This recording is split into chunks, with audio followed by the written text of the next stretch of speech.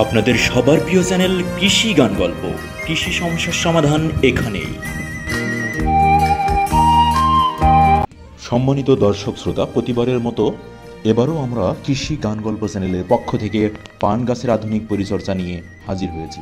আজকে আমরা আলোচনা করব পান খেতে আগাছা পরিষ্কার, পান ক্ষেতের সারির মধ্যভাগে পরিষ্কার রাখা নিয়ে। আপনারা জানেন, আষাঢ় মাসে প্রচুর বৃষ্টি হয়। এই বৃষ্টি শুরুর আগেই পান খেতে বিশেষ ধরনের পরিচর্যা শুরু করতে হয়।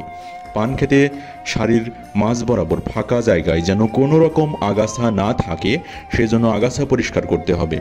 আষাঢ়ের ঢল বৃষ্টির পানি যেন দ্রুত এবং অনেকটা স্মুথভাবে সারিগুলোর ভেতর দিয়ে নেমে যেতে পারে, সেজন্য কোদালি দিয়ে মসৃণভাবে চেঁচে দিতে হবে। আবার কেউ কেউ এ সময় পান বরজে বাইরের থেকে মাটি দিয়ে থাকে। বাইরের নতুন মাটি খেতে দিলে জৈব রাসায়নিক সারের থেকে বেশি কাজ হয়। নতুন মাটির কারণে গাছের পাতা অপেক্ষাকৃত বেশি বড় হয়, তাই আপনি বেশি দামে পান বিক্রি করতে পারবেন। আমি আবারও বলছি, এ সময় কোনোভাবেই পান ক্ষেতের মধ্যে অপরিষ্কার রাখা চলবে না। আপনাদের প্রশ্ন থাকলে আমাদের ভিডিও ডেসক্রিপশনে দেওয়া নাম্বারে যোগাযোগ করুন। ভিডিওটি ভালো লাগলে আপনার পান চাষি ভাই বন্ধুদের সাথে শেয়ার করুন। ধন্যবাদ সবাইকে।